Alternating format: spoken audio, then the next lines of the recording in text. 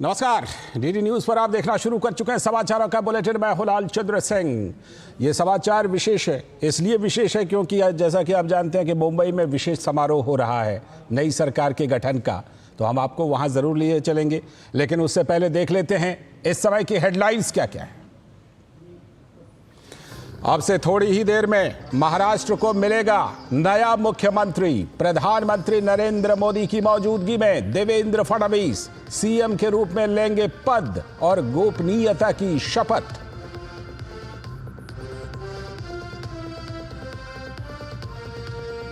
सूर्य के प्रभामंडल का अध्ययन करने के लिए इसरो का PROBA 3 mission launch. Andhra Pradesh के श्रीहरिकोटा में सतीश धवन अंतरिक्ष केंद्र से लॉन्च। सूर्य के रहस्यों का होगा खुलासा।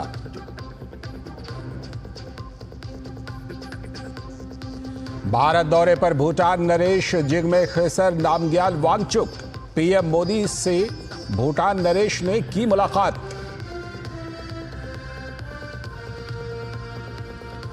विपक्षी सांसदों द्वारा संसद को अवरुद्ध करने पर बोले संसदीय कार्य मंत्री।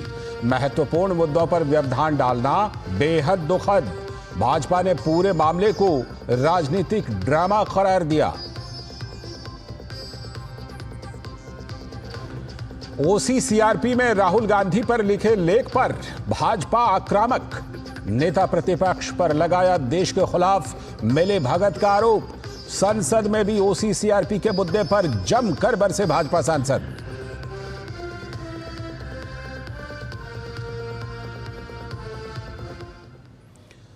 तो ये थी समय तक की हेडलाइंस। अब देखते हैं खबरों को विस्तार से। और आज सबसे पहले बात करेंगे इसरो के एक और छलांग की।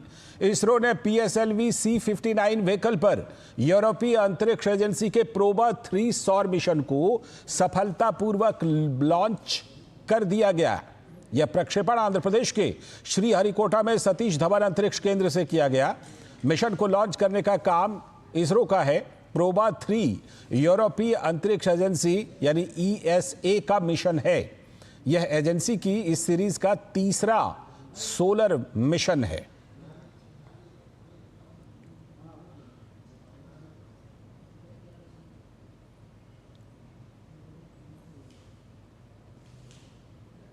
तो भारत लगातार विदेशी सैटेलाइट लॉन्च करने की दिशा में आगे बढ़ता जा रहा है। भारतीय अंतरिक्ष अनुसंधान संगठन यानी इसरो ने अब तक लगभग 33 देशों के सैटेलाइट लॉन्च किए हैं। इन देशों के 432 सैटेलाइट भारत से सफलतापूर्वक लॉन्च किए जा चुके हैं। विदेशी सैटेलाइट लॉन्च करने का सिलसिला 26 मई 1999 को शुरू हुआ था, जब इसरो ने जर्मनी और रिपब्लिक ऑफ कोरिया के लिए सैटेलाइट लॉन्च किए थे। दिलचस्प बात यह है कि अब तक लॉन्च किए गए 424 विदेशी उपग्रहों में से 389 प्रधानमंत्री नरेंद्र मोदी के नेतृत्व वाली सरकार के दौरान हुए हैं।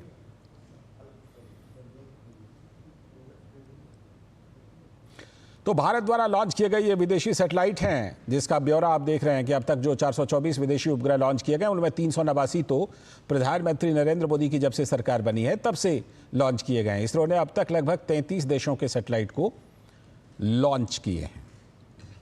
तो ये एक और बड़ी उपलब्धि इसरो के नाम।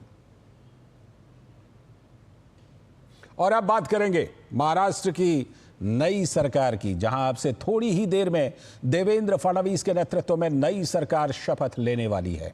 महायुति सरकार का शपथ ग्रहण समारोह मुंबई के आजाद मैदान में होने जा रहा है। मुख्यमंत्री के साथ शिवसेना और एनसीपी से उप मुख्यमंत्री भी शपथ ले सकते हैं। इस समारोह में प्रधानमंत्री नरेंद्र मोदी समेत बीजेपी शासित राज्यों के मुख्यमंत्री और उप मुख्यमंत्री भी शामिल हो रहे हैं। इसके मद्देनजर मुंबई में तैयारियां की गई हैं। जगह जगह पर पीएम मोदी के होर्डिंग्स लगे हैं और बीजेपी का झंडा लहरा रहा है। विधानसभा चुनाव में ऐतिहासिक बहुमत हासिल करने वाली महायुति गठबंधन के सदस्यों ने देवेंद्र फडणवीस के नेतृत्व में राज्यपाल से मुलाकात की थी और सरकार बनाने के लिए समर्थन पत्र सौंपा था। देवेंद्र फडणवीस तीसरी बार सीएम पद की शपथ लेने वाले हैं। फडणवीस का कहना है कि महाराष्ट्र की जनता से जो भी वादे किए गए हैं उसे पूरे किए जाएंगे। वहीं शिवसेना के नेता एकनाथ शिंदे ने कहा कि गठबंधन में कोई भी छोटा बड़ा नहीं होता।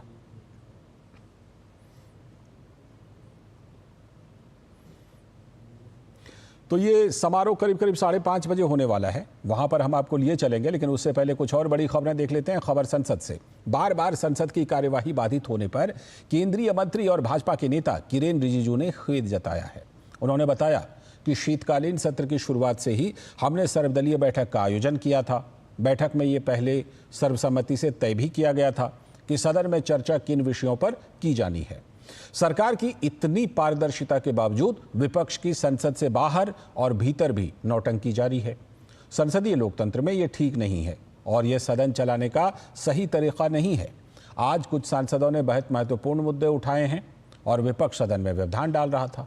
विपक्ष के ऐसे लगातार रवैये पर मैं अपील करना चाहता हूं कि लोकतंत्र के मंदिर में ऐसी चीजें नहीं होनी चाहिए।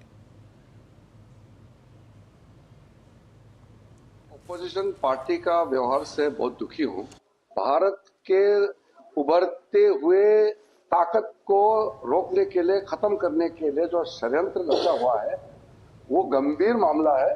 ये मुद्दा उठाया है। उस समय वो जो अपोजिशन पार्टी के लोग हैं वो हंगामा कर रहे हैं। बात सुनना चाहिए।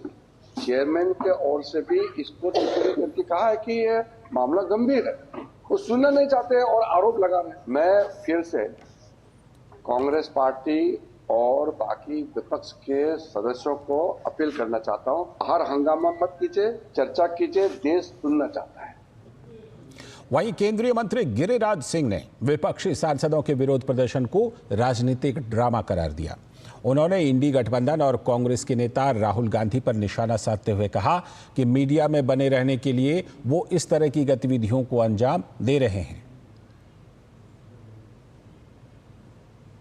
गठबंधन संतरे की तरह फांक फांक है, ऊपर से छिलका था, छिलका हट गया। अब ये अपना वर्चस्व कैसे हो और कैसे मीडिया में सबसे आगे हम छाए रहें। कल वो गए दिल्ली गेट पर, उनको मालूम था कि हमको नहीं जाने देगा, लेकिन अखिलेश के कंपटीशन में गए, अखिलेश जी के कंपटीशन में राहुल जी गए। आज ये संसद की परिक्रमा कर रहे हैं। संसद की परिक्रमा करने से ये पॉलिटिकल ड्रामा के सिवा और कुछ नहीं होगा। इससे बढ़िया आध्यात्मिक पंचकोशी अयोध्या का कर लेते तो पूरे खानदान तर जाते। संसद से ही कुछ और खबरें। विदेश मंत्री डॉक्टर एस जयशंकर ने राज्यसभा में प्रश्नकाल के दौरान फलस्तीन पर भारत की स्थिति पर एक प्रश्न का उत्तर देते हुए स्पष्ट किया कि भारत एक फलस्तीनी राज्य को मान्यता देने का समर्थक है। भारत 2 राष्ट्र के सिद्धांत का समर्थन करता है। Regarding the two-state solution, we support a two-state solution, and we have been public and unambiguous about that. So I think there should be no cause for confusion regarding two-state solution. वहीं BJP के नेता और प्रवक्ता सुधांशु त्रिवेदी ने राज्यसभा में विदेशी ताकतों और रिपोर्ट के द्वारा भारत की छवि को खराब करने का मुद्दा उठाया। उन्होंने कहा कि पिछले 3 साल में संसद का सत्र शुरू होते ही भारत के सामरिक, आर्थिक और सामाजिक हित के खिलाफ रिपोर्ट जारी कर दी जाती है। सुधांशु त्रिवेदी ने कहा कि एक फ्रेंच पब्लिकेशन ने organised crime and corruption reporting project यानी OCCRP को लेकर एक रिपोर्ट जारी किया है। इस रिपोर्ट में दावा किया गया है कि इस संगठन को विदेशी फंडिंग मिलती रही है। इसका संबंध जॉर्ज सोरोस के साथ भी है। सुधांशु त्रिवेदी ने इस बात पर भी प्रकाश डाला कि किस प्रकार जॉर्ज सोरोस द्वारा वित्त पोषित OCCRP भारत में झूठी कहानियां फैलाता रहता है। विगत 3 वर्षों से, जब से भारत को विकसित भारत बनाने का लक्ष्य रखा गया है, कि विदेश की बहुत सी ऐसी गतिविधियां हैं जो भारत की व्यवस्था के आर्थिक पक्ष, भारत की व्यवस्था के नैतिक पक्ष, सामाजिक पक्ष पर आक्रमण कर रही हैं। इस संदर्भ में एक रिसेंट जानकारी आई है। आज इस रिपोर्ट के अनुसार यह कहा गया है कि इस प्रोजेक्ट को फॉरेन गवर्नमेंट्स की फंडिंग है और उसका फोकस इंडिया के ऊपर भी है, और इस फॉरेन गवर्नमेंट की फंडिंग के साथ साथ जॉर्ज सोरोस के साथ भी इनका कनेक्शन है। वहीं भाजपा के सांसद निशिकांत दुबे ने आज लोकसभा में कांग्रेस पर 3 मुख्य मामलों को लेकर जमकर निशाना साधा। निशिकांत दुबे ने पेगासस मामला, हिंडनबर्ग मामला और वैक्सीन मामले को लेकर कांग्रेस के रवैये को लेकर जोरदार हमला बोला। उन्होंने कहा कि वैक्सीन मामले में प्रधानमंत्री नरेंद्र मोदी ने लोगों की जान बचाई। निशिकांत दुबे ने लोकसभा में फ्रेंच समाचार पत्र मीडियापार्ट की एक रिपोर्ट के हवाले से बताया कि कैसे जॉर्ज सोरोस की ओपन सोसाइटी फाउंडेशन से फंड लेने वाली अमेरिकी एजेंसी OCCRP के सहयोग से भारत में कांग्रेसी संसद को बंधक बनाने और सरकार को डीरेल करने की पूरी कोशिश कर रहे हैं। 3 मुद्दे हैं सर। पहला है पेगासस, जिसपे कि पार्लियामेंट नहीं चला। पेगासस जैसे मामला होता है 18 जुलाई को, वैसा ही राहुल गांधी, कांग्रेस की महासचिव प्रियंका गांधी और संजय राउत उसको ट्वीट करते हैं और ये पार्लियामेंट डिरेल हो जाता है। दूसरा हिडनबर्ग का मामला आता है, माइंस का मामला आता है, कोल का मामला आता है, जो ओपन सोसाइटी करती है, उसके ऊपर जयराम रमेश ट्वीट करते हैं, संजय राउत ट्वीट करते हैं, पूरी पार्लियामेंट बंद हो जाती है। उसी तरह से वैक्सीन का मामला है सर, 140 करोड़ लोगों को माननीय प्रधानमंत्री जी ने बचाया। जैसे ही ये वैक्सीन का मामला आएगा, कहेगा ब्राजील ने हमको रोक दिया। उसी तरह से सागरिका को ट्वीट करेंगे, राजदीप सरदेसाई ट्वीट करेंगे और ये पार्लियामेंट बंद हो जाएगा। और वहीं भाजपा के सांसद और प्रवक्ता संबित पात्रा ने राहुल गांधी को देशद्रोही करार दिया। उन्होंने कहा कि राहुल गांधी भारत के खिलाफ प्रोपेगेंडा चलाने वाले जॉर्ज सोरोस के साझीदार हैं। LOP लीडर ऑफ अपोजिशन को देशद्रोही कहने में किसी प्रकार की कोई संकोच मुझे महसूस नहीं हो रहा है। अपने देश के साथ द्रोह कर रहा हो तो स्वाभाविक रूप से यह एक बहुत सीरियस विषय है। हमारे वैक्सीन के ऊपर आघात करने के लिए एक आर्टिकल लिखा गया कोवैक्सीन और ब्राजील को लेकर कि ब्राजील ने विड्रॉ किया है ये ऑर्डर, और तुरंत 1 जुलाई 2021 को ये आर्टिकल छपा OCCRP को, और 2 जुलाई 2021 को कांग्रेस पार्टी ने प्रेस कॉन्फ्रेंस करके बाकायदा भारत की सरकार और कोवैक्सीन को घेरे में ले लिया। डिक्टेशन उनका है, राहुल गांधी उसको फॉलो करते हैं। साथ ही संबित पात्रा ने कहा कि राहुल गांधी भारत विरोधी ताकतों के साथ मिले हुए हैं। संबित पात्रा ने कहा कि राहुल गांधी का प्रयास है कि भारत में उद्योगपति ना पनप पाएं। भाजपा ने आरोप लगाया कि राहुल गांधी अपने फायदे के लिए देश को भी बेच सकते हैं। हम तो पहले इंडस्ट्रियल रिवॉल्यूशन की बात करते थे, यहां पर डी इंडस्ट्रियलाइजेशन की बात होने लगी कि भारत का कोई भी इंडस्ट्रियलिस्ट ठीक नहीं है, इनको हटाना चाहिए। 18 जुलाई 2021 को पेगासस रिपोर्ट आया, OCCRP ने इसे पहले उजागर किया, और 19 जुलाई 2021 को राहुल गांधी इसी रिपोर्ट के आधार पर पेगासस को लेकर प्रेस कॉन्फ्रेंस करते। वो हाहाकार, वो सदन का नहीं चलना, wash out of the parliament, और ये सारा कुछ पार्लियामेंट में सदन चलने से पहले ये सारे रिपोर्ट्स आते थे, and they used to be a complete wash out of the parliament. Parliament के सदन बंद हो जाते थे, स्थगन होता था, और आज भी आप देख रहे हैं किस प्रकार की परिस्थिति पार्लियामेंट में। तो राहुल गांधी पर बीजेपी का यह गंभीर आरोप है। आगे देखेंगे कुछ और बड़ी खबरें, फिलहाल वक्त है एक ब्रेक का।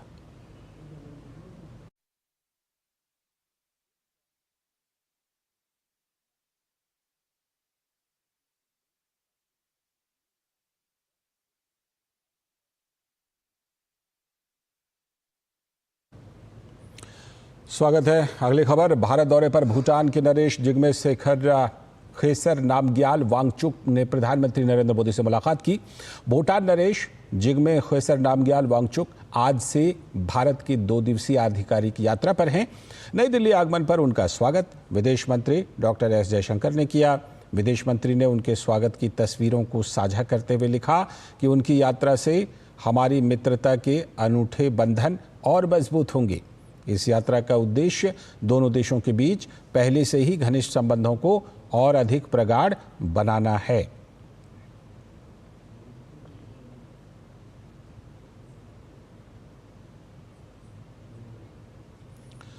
तो जैसा कि आप देख रहे हैं कि भूटान नरेश भारत की यात्रा पर आए हैं। विदेश मंत्री डॉक्टर एस जयशंकर ने उनका स्वागत किया और भूटान नरेश का ये दौरा काफ़ी अहम बताया जा रहा है।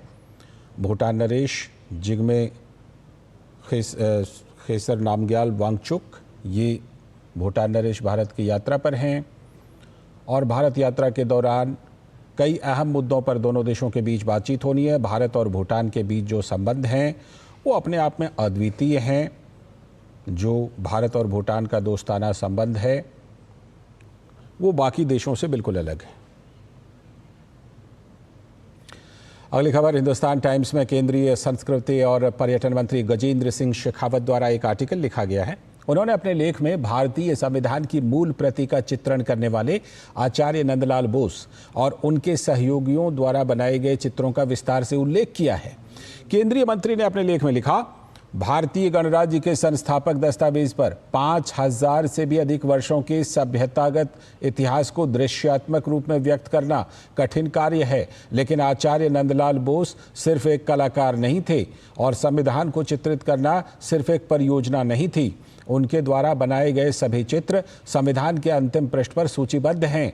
वास्तव में ये चित्र भारतीय इतिहास की विकास यात्रा हैं। इन चित्रों को 12 शीर्षकों में वर्गीकृत किया जा सकता है।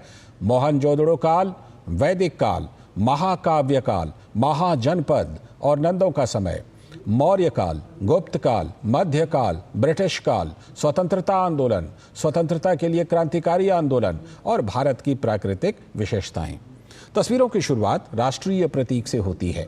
पर्यटन मंत्री ने भारतीय संविधान को सामाजिक, सांस्कृतिक, पौराणिक, आध्यात्मिक और अन्य विशेषताओं के प्रति श्रद्धांजलि बताया। और केंद्रीय मंत्री गजेंद्र सिंह शेखावत के आर्टिकल की जानकारी देते हुए प्रधानमंत्री कार्यालय ने लोगों से इस आर्टिकल को पढ़ने की अपील की है। पीएमओ ने अपनी सोशल मीडिया में लिखा, पर्यटन मंत्री गजेंद्र सिंह शेखावत ने इस बात पर प्रकाश डाला कि भारत का संविधान एक कानूनी दस्तावेज से कहीं बढ़कर है। यह भारत की विविध सांस्कृतिक, आध्यात्मिक और ऐतिहासिक विरासत का जश्न मनाता है।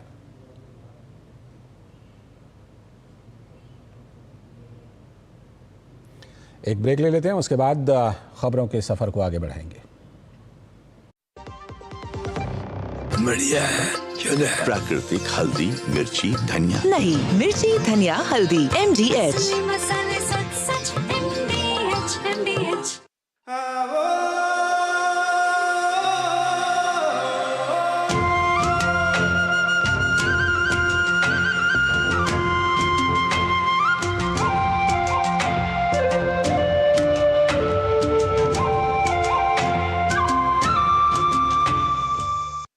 पापा ने कहा इंजीनियर बनो, बन गया। हस्बैंड बनो, वो भी बन गया। पर मूर्ख बनो तो कहा ही नहीं। देखिए, नकली पेमेंट का SMS, कहते हैं पापा का उधार लौटा रहे हैं, फिर बोलेंगे गलती से ज्यादा पैसे भेज दिए, बेटे बाकी के पैसे वापिस कर दो। आज्ञाकारी बेटा हूं, मूर्ख नहीं हूं। याद रहे, UPI सेफ है, मगर कोई ऐसे बेवकूफ बनाए तो कहो मैं मूर्ख नहीं हूं।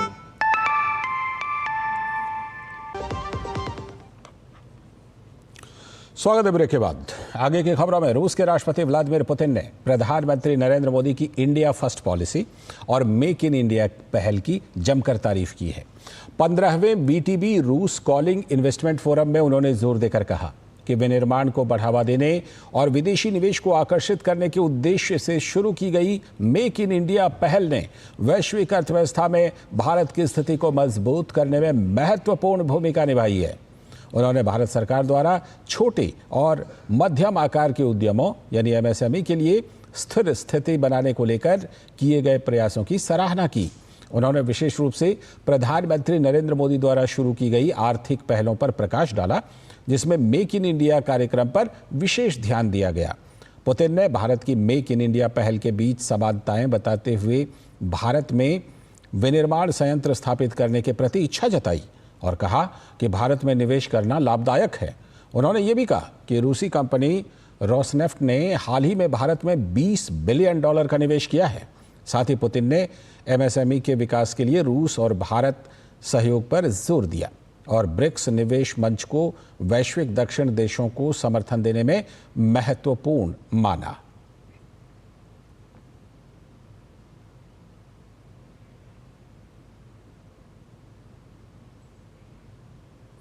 और अब बात दिल्ली की राजनीति की। दिल्ली के प्रदेश भाजपा अध्यक्ष वीरेंद्र सचदेवा ने आम आदमी पार्टी पर निशाना साधा है। उन्होंने दिल्ली सरकार पर आयुष्मान योजना लागू नहीं करने पर सवाल उठाया। वीरेंद्र सचदेवा ने कहा कि ये आम आदमी पार्टी की हल्की सोच को दर्शाता है। साथ ही उन्होंने आपकी सरकार पर दिल्ली की जनता को आयुष्मान योजना से वंचित रखने का इल्जाम लगाया। दिल्ली देश की राजधानी आयुष्मान योजना से वंचित है। वो उसका लाभ नहीं उठा सकते। क्यों? क्योंकि दिल्ली की सरकार, अरविंद केजरीवाल की सरकार नहीं चाहती कि दिल्ली के लोग इस योजना का लाभ उठा पाए। इसीलिए हमारे सातों सांसद कोर्ट गए कि अगर केंद्र सरकार लोगों के स्वास्थ्य की चिंता के लिए पैसा देने को तैयार है तो तुम्हें तकलीफ क्या है। और राजनीति का जो निचला स्तर आम आदमी पार्टी ने दिल्ली में दिखाया है, विशेष रूप से इस योजना को लेकर, वो निंदनीय है। और वहीं भाजपा की सांसद बांसुरी स्वराज ने भी आम आदमी पार्टी पर निशाना साधा। उन्होंने आयुष्मान योजना लागू नहीं करने पर सवाल उठाते हुए कहा कि दिल्ली सरकार ने आम जनता को आयुष्मान योजना से वंचित रखा हुआ है। आयुष्मान भारत आदरणीय प्रधानमंत्री श्री नरेंद्र मोदी जी द्वारा चलाई गई विश्व की सबसे बड़ी जन कल्याणकारी योजना है। लेकिन माननीय केजरीवाल जी, माननीय आतिशी जी और आम आदमी पार्टी की सरकार द्वेष की राजनीति करती है और इसीलिए दिल्ली की जनता को वंचित रखती है अपने स्वार्थ और अपने हितों के लिए। वीरेंद्र सचदेवा जी के नेतृत्व में और उनके सानिध्य में दिल्ली के सातों सांसदों ने दिल्ली हाईकोर्ट का दरवाजा खटखटाया। वहीं दिल्ली विधानसभा के नेता प्रतिपक्ष विजेंद्र गुप्ता ने प्रेस वार्ता के जरिए आम आदमी पार्टी पर गंभीर सवाल उठाए। नेता प्रतिपक्ष ने कहा कि विधानसभा का आखिरी सत्र भी समाप्त हो गया, लेकिन जनता से जुड़े ढेरों सवाल रहे जिसे आम आदमी पार्टी ने सदन के पटल पर आने ही नहीं दिया। विजेंद्र गुप्ता से ये खास बातचीत की है हमारे संवाददाता धीरज कुमार ने। दिल्ली विधानसभा का आखिरी सत्र समाप्त हो गया। ढेरों ऐसे सवाल रहे जो कि पीछे छूट गए। इस वक्त हमारे साथ बात करने के लिए रोहिणी के विधायक विजेंद्र गुप्ता मौजूद हैं। सर, विधानसभा का सत्र तो समाप्त हो गया, कौन से ऐसे मुद्दे जनहित के रहे जो कि आपको लगा कि आप हम जान नहीं पाए? एक भी जनहित के मुद्दे पे सरकार ने ना तो जवाब दिया, भागती रही, माइक बंद कर दिए, मार्शल बुला लिए। अगर पॉल्यूशन की बात करेंगे तो मार्शल बुलाएंगे, और वो भी ग्रैब 4 जब लगाओ और सदन चल रहा हो, तो आप समझ सकते हैं सरकार की मानसिक स्थिति क्या है। किस तरह से मुद्दों को भटकाना, घुमाना, जो महत्व के विषय यमुना मैली आखिरी सत्र तक भी आपको जवाब ना देना, ये बड़े बड़े सवाल है। लोग इस तरह की सोच वालों को समझने लगे हैं। CAG की रिपोर्ट सदन के पटल पर आखिरी सत्र तक ना लाना, हाई कोर्ट को झूठ बोलना, DMRC का पैसा ना देना, कैपिटल एक्सपेंडिचर जो इंफ्रास्ट्रक्चर पर खर्चा है वो कम करना, डेवलपमेंट पर रेवेन्यू एक्सपेंडिचर बढ़ाना, जो फिजूल खर्चियाँ बढ़ रही हैं, शीश महल बन रहे हैं। तो ये सब मुद्दे हैं जिस पर लेकर के हमें रोष है। सर, एक सवाल जो है कि अगर DMRC का पैसा अगर बकाया है, जैसा कि आप बता रहे हैं कि तीसरे फेज और चौथे फेज का काम बाकी है, तो क्या होगा फिर दिल्ली का? मेट्रो पॉल्यूशन कम करती है, ट्रैफिक कंजेशन कम करती है, मोबिलिटी के लिए लोगों को एक लास्ट माइल कनेक्टिविटी मिलती है, उसके प्रति भी ये सरकार गंभीर नहीं है। और जो मुद्दे जनहित के मुद्दे रहे, चाहे सीवेज के मुद्दे रहे जिसका कि बार बार आप सवाल उठाते रहे, शुद्ध पानी के मुद्दे रहे, वो भी पूरा नहीं हुआ, नल से जल लोगों के घर तक नहीं पहुंचा, तो आप इन मुद्दों को लेकर जनता के भी जाएंगे, क्या कहना चाहेंगे आप? ये मुद्दे सब जनता के मुद्दे हैं और जनता के सवाल हैं, और जनता को इनके जवाब चाहिए और इनका समाधान चाहिए, और हम लेके जाएंगे। तो ये थे हमारे साथ रोहिणी के विधायक विजेंद्र गुप्ता। कैमरामैन जगदेव के साथ Dheeraj Kumar, DD news, Delhi. Bulletin में आगे दिखाएंगे आपको कुछ और खबरें। फिलहाल वक्त है एक और ब्रेक का।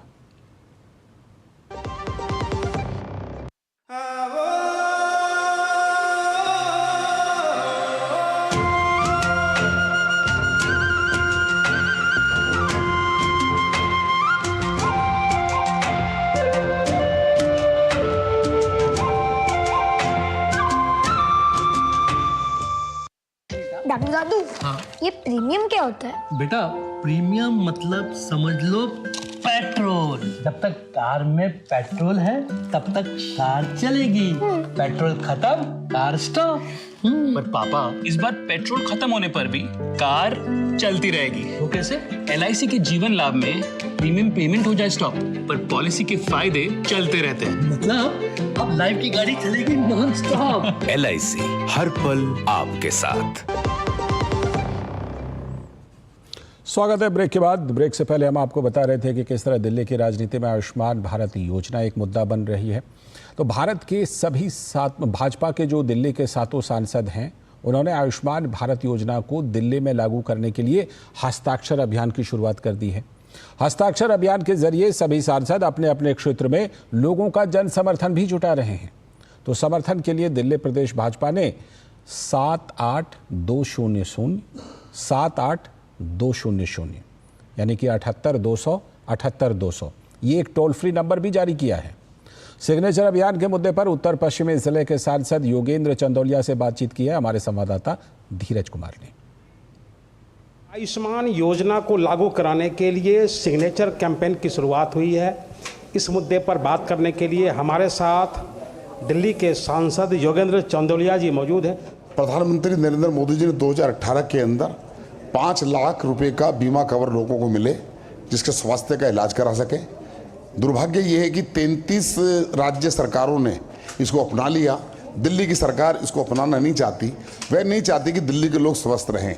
वह दिल्ली के लोगों को अपने मोहल्ला क्लिनिक और अपने बेकार के अस्पताल जिसमें डॉक्टर है तो दवा नहीं है, दवा है तो नकली है, वो लोगों को मारने का काम करती है। इसलिए अगर ये प्रधानमंत्री की योजना है आयुष्मान योजना, अगर दिल्ली में लागू होती है उसके लिए हम हाई कोर्ट गए हैं और हाई कोर्ट से हमें रिलीफ मिलेगा। हमारा ये मानना है दिल्ली का कोई भी व्यक्ति जो बीमार है, किसी भी जाति का हो, किसी भी धर्म का हो और अमीर हो या गरीब हो, उसको 5 लाख रुपए का बीमा कवर मिलना चाहिए।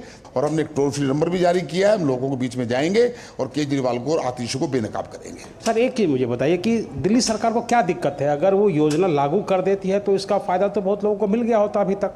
देखिए, दिल्ली सरकार की सारी घोषणाएं लिफाफे वाली हैं। हमारी जो प्रधानमंत्री गरीब कल्याण योजना है उसको अपनी योजना बताती है, ठीक है जी। उसको लगता है कि भारत सरकार का, मोदी जी का नाम दिल्ली में नहीं होना चाहिए। अरे वो देश के प्रधानमंत्री हैं। आज अगर देश में कोई, पूरे देश में लोगों को अन्न देने की बात, जितने राशन कार्ड बने हैं, 80 करोड़ लोगों को देश के प्रधानमंत्री मुफ्त में राशन देते हैं। और दिल्ली के अंदर जबरदस्ती की वाहवाही लूटने का काम केजरीवाल करते हैं। मैं उनसे पूछना चाहता हूं, आप कौन सा राशन देते हैं? कि राशन भारत सरकार देती है। दिल्ली में 73 लाख लोगों को भारत सरकार राशन देती है। और अभी तो 3 दिन पहले जो दिल्ली के 2000 से ऊपर जो फेयर शॉप के दुकानदार हैं, उनको जो कमीशन का पैसा, जो उनको मार्जिन मनी है, वह भी दिल्ली सरकार नहीं देती। ये सिग्नेचर कैंपेन आप कब तक चलाएंगे? क्या आपका लक्ष्य है या आप मनवा के रहेंगे? क्या कुछ आपने स्कीम बनाया? देखिए, जनता के बीच में जाकर लोगों को जागरूक करेंगे, लोगों को बतलाएंगे कि अरविंद केजरीवाल जो हैं और आतिशी इस योजना को लाना नहीं चाहती, नंबर 1। नंबर 2, हाई कोर्ट से हम उम्मीद करेंगे कि हाई कोर्ट इसमें कोई डिसीजन दे जिससे दिल्ली में 70 साल से रहने वाले बुजुर्गों को इसका लाभ उठा सके। ये हमारा 2 उद्देश्य है। कैमरामैन जगदेव के साथ धीरज कुमार, DD न्यूज़, दिल्ली। अगली खबर, केंद्रीय रेल मंत्री अश्विनी वैष्णव ने नई दिल्ली रेलवे स्टेशन पर रोड सह रेल इंस्पेक्शन कार का अवलोकन किया। रेल मंत्री ने कहा कि रेल मंत्रालय लगातार ट्रैकमैन की जिंदगी को बेहतर और सुरक्षित बनाने की दिशा में कार्य कर रहा है। हर जोन में ट्रैक मॉनिटरिंग के लिए रेल पथ अभिलेखी यान उपलब्ध कराया जाएगा। अब अगले 5-6 महीने चला के देखेंगे, उससे क्या अनुभव आता है, उसके बेसिस पे फिर और इम्प्रूवमेंट्स करके फिर इसको बड़े पैमाने पे बनाएंगे। तो उससे हमारे जो ट्रैकमैन की और गैंगमैन की, कीमैन की लाइफ में इससे बहुत बड़ा इम्प्रूवमेंट आएगा। उनका जो आज बड़ा एक सेफ्टी का इश्यू भी रहता है और जो एक वर्किंग कंडीशन उनकी है, वो इस तरह की इनोवेशन से बहुत उसमें बड़ा परिवर्तन आएगा।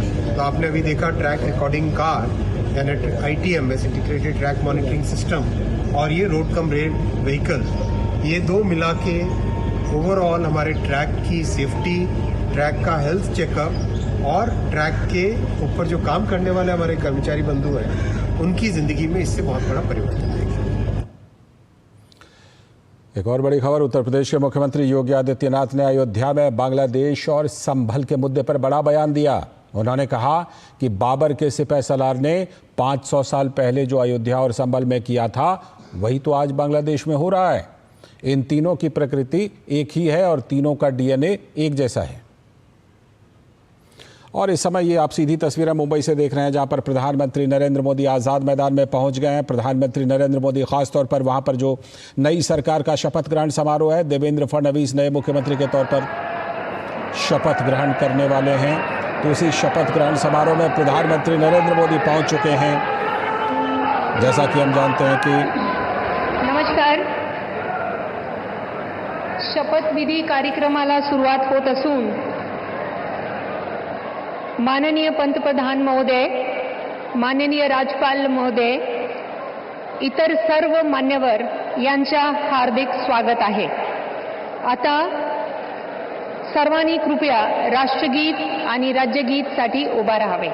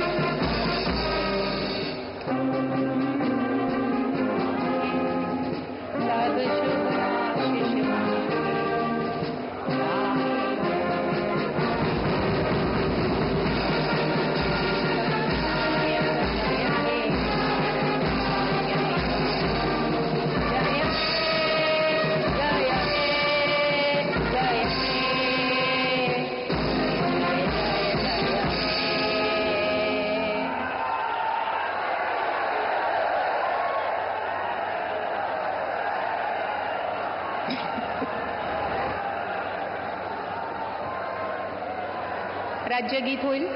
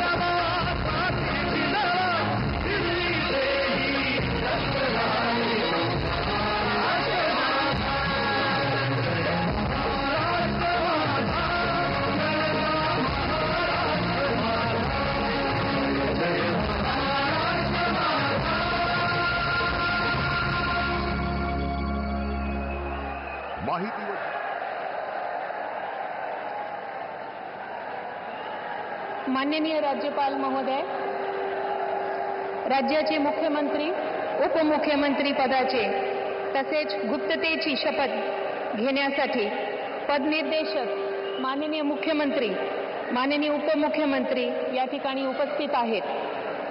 त्यांना कृपया आपल्यासमोर शपथ घेण्याची परवानगी असावी। राज्याचे मुख्यमंत्री म्हणून शपथ घेतील श्री देवेंद्र सरिता गंगाधरराव फडणवीस।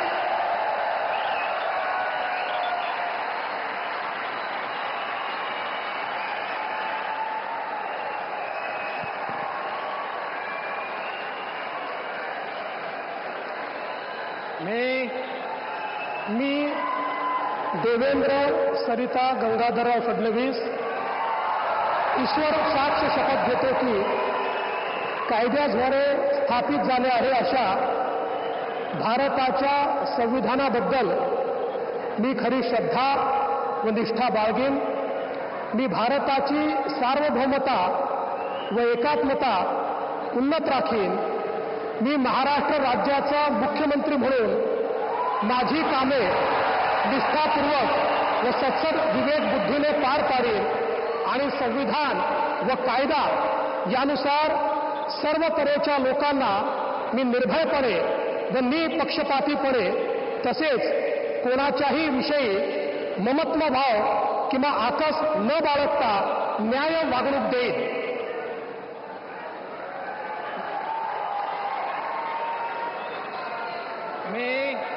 मी देवेंद्र सरिता गंगाधरराव फडणवीस ईश्वर साक्ष शपथ घेतो की महाराष्ट्र राज्याचा मुख्यमंत्री म्हणून माझ्या विचारार्थ आणली जाईल किंवा मला ज्ञात होईल अशी कोणतीही बाब असा मुख्यमंत्री म्हणून माझी कामे यथायोग्य पार पाडण्यासाठी आवश्यक असेल ते खेरीज करून एरवी मी कोणत्याही व्यक्तीला किंवा व्यक्तींना प्रत्यक्षपणे व अप्रत्यक्षपणे कळवणार नाही किंवा त्यांच्याकडे उघड करणार नाही.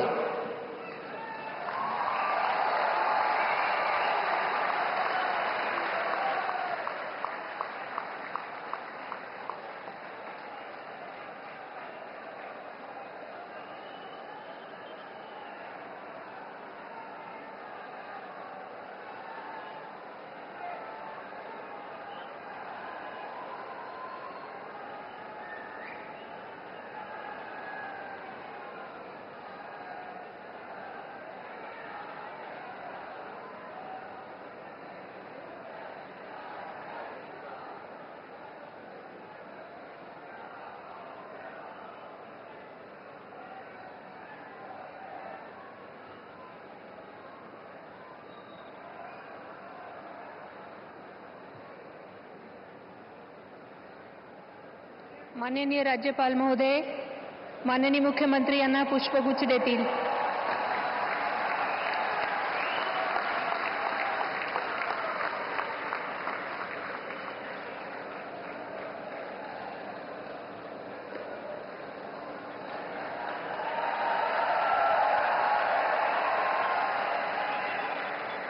यानंतर राज्याचे उपमुख्यमंत्री म्हणून शपथ घेतील श्री एकनाथ गंगूबाई संभाजी शिंदे.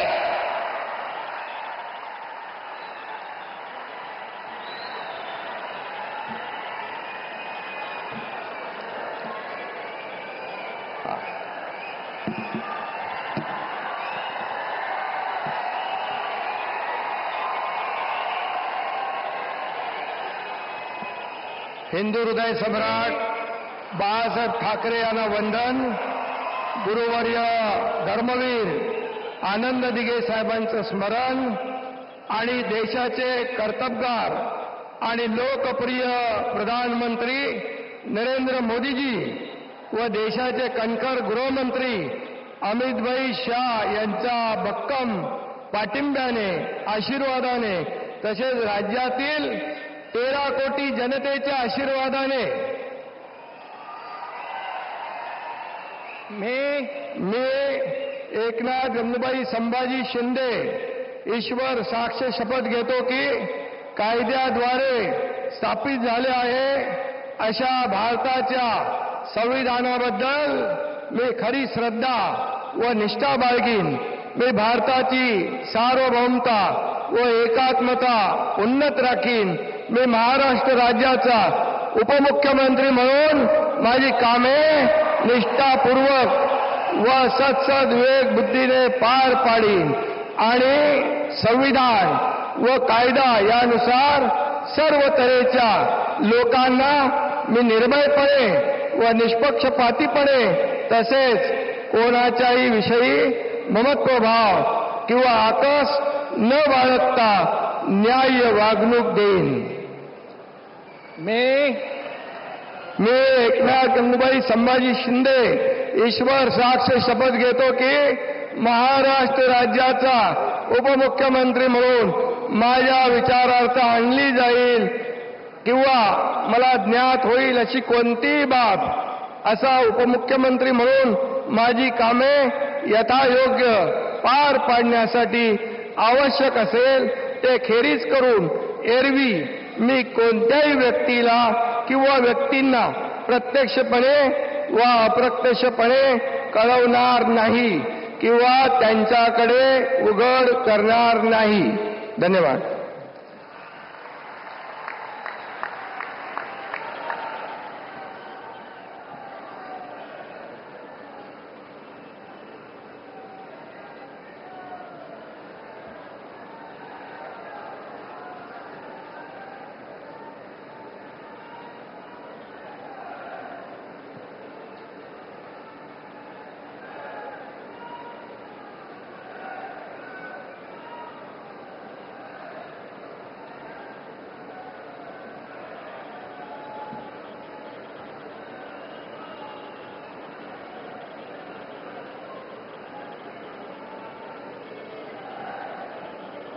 माननीय राज्यपाल महोदय, माननीय उपमुख्यमंत्री महोदय यांना पुष्पगुच्छ देतील.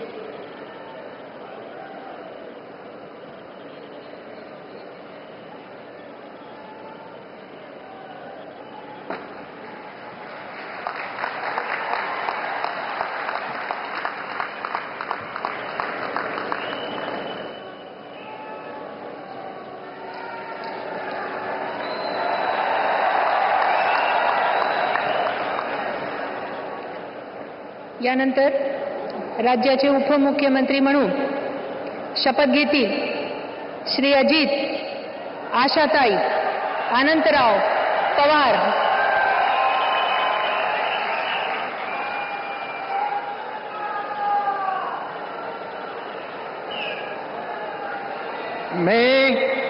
मी अजित आशाताई अनंतराव पवार गांभीर्यपूर्वक प्रतिज्ञा करतो की कायद्याद्वारे स्थापित झाले आहे अशा भारताच्या संविधानाबद्दल मी खरी श्रद्धा व निष्ठा बाळगीन. मी भारताची सार्वभौमता व एकात्मता उन्नत राखीन. मी महाराष्ट्र राज्याचा उपमुख्यमंत्री म्हणून माझी कामे निष्ठापूर्वक व विवेक बुद्धीने पार पाडीन आणि संविधान व कायदा यानुसार सर्व तऱ्हेच्या लोकांना मी निर्भयपणे व निपक्षपातीपणे तसेच कोणाच्याही विषयी महत्वभाव किंवा आकस न बाळगता न्याय वागणूक देईल. मी अजित आशाताई अनंतराव पवार गांभीर्यपूर्वक प्रतिज्ञा करतो की महाराष्ट्र राज्याचा उपमुख्यमंत्री म्हणून माझ्या विचारार्थ आणली जाईल किंवा मला ज्ञात होईल अशी कोणतीही बाब असा उपमुख्यमंत्री म्हणून माझी कामे यथायोग्य पार पाडण्यासाठी आवश्यक असेल ते खेरीज करून एरवी मी कोणत्याही व्यक्तीला किंवा व्यक्तींना प्रत्यक्षपणे वा अप्रत्यक्षपणे कळवणार नाही किंवा त्यांच्याकडे उघड करणार नाही.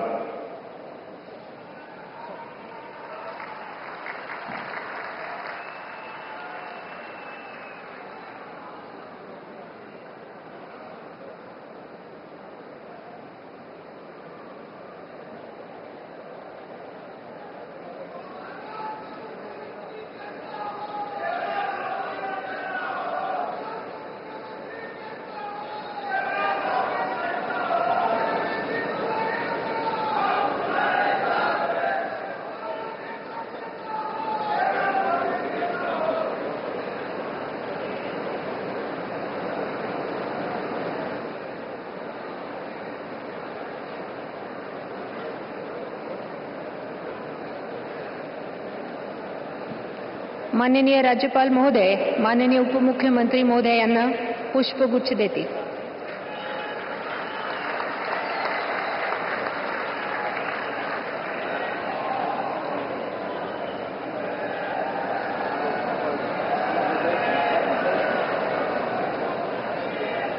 माननीय राज्यपाल महोदय, आता ह्या शपथविधी कार्यक्रम पूर्ण झाला आहे. कृपया सर्वांनी राष्ट्रगीतासाठी उभे राहावे.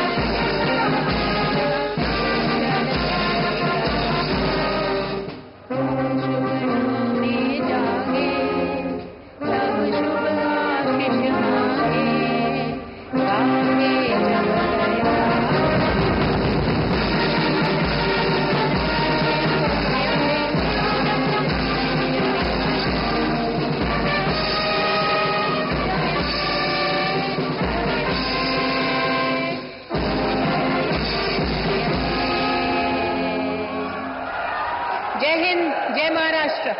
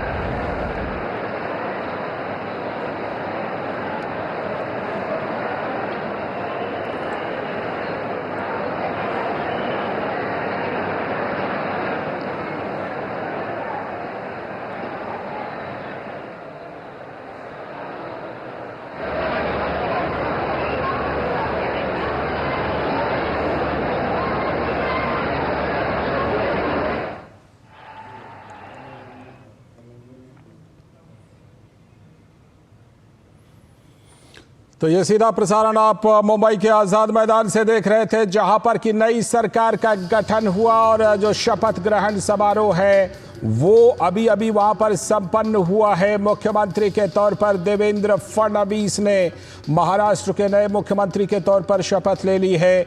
साथ में जो दोनों उप मुख्यमंत्री हैं उन दोनों ने भी शपथ ग्रहण किया है, एकनाथ शिंदे ने और अजित पवार ने। एकनाथ शिंदे ने भी उप मुख्यमंत्री पद की शपथ ली है और उसके बाद अजित पवार भी उप मुख्यमंत्री बन गए हैं, उन्होंने भी शपथ ले ली है। उससे पहले सबसे पहले देवेंद्र फडणवीस ने मुख्यमंत्री पद की शपथ ली। प्रधानमंत्री उपस्थित थे, बीजेपी शासित राज्यों, एनडीए शासित राज्यों के मुख्यमंत्री, उप मुख्यमंत्री वहां पर खास तौर पर मौजूद थे। कई बड़े केंद्रीय मंत्री भी मौजूद थे और देवेंद्र फडणवीस ने तीसरी बार महाराष्ट्र के मुख्यमंत्री पद की शपथ ली है। एकनाथ शिंदे और वो उप मुख्यमंत्री बन गए हैं, उन्होंने शपथ ले ली है। सबसे ज्यादा उनके नाम की चर्चा थी, कई तरह की बातें थी, उन्होंने स्थिति साफ नहीं की थी, लेकिन ये बिल्कुल तस्वीरें साफ हैं अब बिल्कुल कि वो उप मुख्यमंत्री के तौर पर वो शपथ ग्रहण कर चुके हैं। देवेंद्र फडणवीस मुख्यमंत्री के तौर पर, जो एकनाथ शिंदे हैं वो उप मुख्यमंत्री के तौर पर और अजित पवार भी उप मुख्यमंत्री के तौर पर शपथ ग्रहण कर चुके हैं।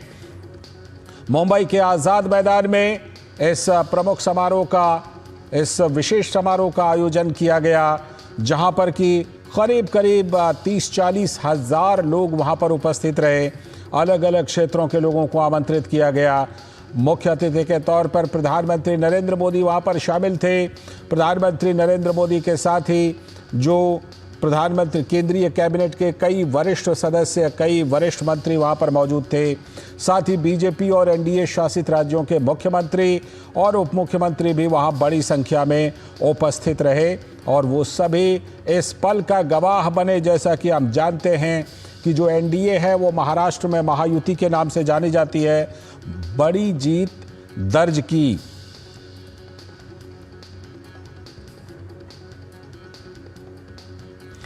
और इस समय हम आपको सीधे लिए चलते हैं ओडिशा की राजधानी भुवनेश्वर, जहां राष्ट्रपति द्रौपदी मुर्मू एक कार्यक्रम को संबोधित कर रही हैं।